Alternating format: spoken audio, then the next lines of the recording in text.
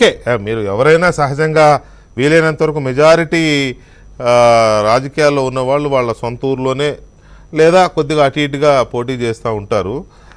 కాకపోతే మరి అంటే నాకున్న దీని ప్రకారం విజయవాడ సెంట్రల్ నియోజకవర్గంలో కాస్త బ్రాహ్మణ సామాజిక వర్గం ఎక్కువగా ఉంటుంది, ఆ డెన్సిటీ ఎక్కువ, సాంద్రత ఎక్కువగా ఉంటుంది అనేది నాకున్న అవగాహన. కొంత అదేమన్నా మీకు ఉపయోగపడే అవకాశం ఉందా? సారీ, రాజకీయాల్లో కులాలు లేకుండా రాజకీయాలు మాట్లాడే పరిస్థితి లేదు ఈ రోజుల్లో, కాబట్టి ఆ ప్రశ్న మిమ్మల్ని అడగాల్సి వస్తుంది. ఏం పర్వాలేదు. మీరు మాట్లాడింది ధర్మమే, ధర్మబద్ధంగానే మాట్లాడారు ఇవాళ సమాజాన్ని బట్టి. ఒకటి ఏమిటంటే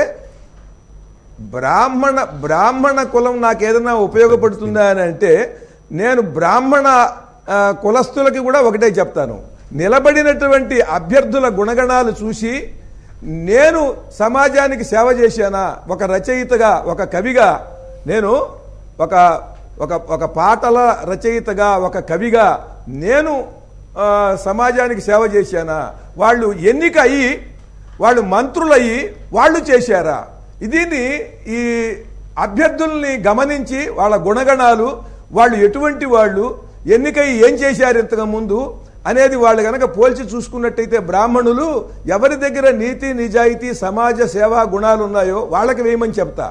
నేను బ్రాహ్మణుల్ని కూడా బ్రాహ్మణుడని కాదు, నీతి నిజాయితీ, ఒక ధర్మం, ఒక సంప్రదాయం కోసం, ఒక సంస్కృతి కోసం నిలబడటం, నీ బాధ్యతను నువ్వు నిర్వర్తించే లక్షణం నీకు ఉన్నదా లేదా, ఎన్నికైనటువంటి వాళ్ళు ఇంతకుముందు ఏం చేశారు, కనుక ఇప్పుడు ఈయన్ని కనుక ఎన్నుకుంటే ఏం చేయగలడు అనేది ఊహించి మీ వివేకంతో విజ్ఞతతో ఎన్నుకోమని చెప్తాను తప్ప, బ్రాహ్మణ కులం వల్ల నేను అక్కడ చేరితే బ్రాహ్మణులు ఓట్లేసినందువల్ల ఎవరు గెలవరండి, కేవలం బ్రాహ్మణులు ఓట్లేస్తే. కానీ బ్రాహ్మణుల యొక్క బలం మాత్రం కులంగా చాలా బలంగా ఉన్నది. 175 స్థానాల్లో బ్రాహ్మణులు గెలవటానికి సంపూర్ణమైనటువంటి అవకాశం ఉన్నటువంటి నియోజకవర్గం విజయవాడ సెంట్రల్. అంత మాత్రమే కాదు, చాలా అద్భుతమైనటువంటి సంప్రదాయము, సాహిత్యము, సంగీతము, కళలు, విజ్ఞానము, విద్య అన్నీ కూడా వర్ధిల్లినటువంటి, వాటిల్లో నిష్ణాతులైనటువంటి వాళ్ళ ఉన్నటువంటి నివాసం ఉన్నటువంటి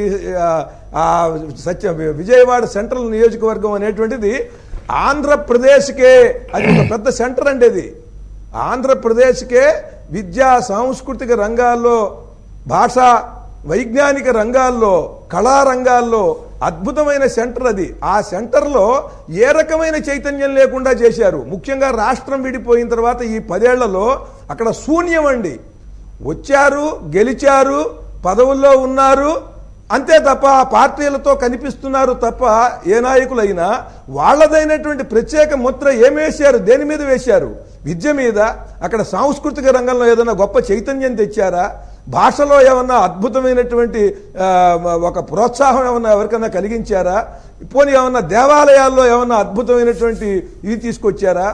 ప్రజలకైతే పథకాలు అందించేది ఇక్కడ ఎన్నుకున్నటువంటి నాయకులు కాదు కదా, వీళ్ళు చేసేది ఏం లేదు. ఆ ప్రభుత్వాలు ఏమిస్తే అవే వస్తాయి. మీరు అన్నట్టు విజయవాడ సెంట్రల్ అనేది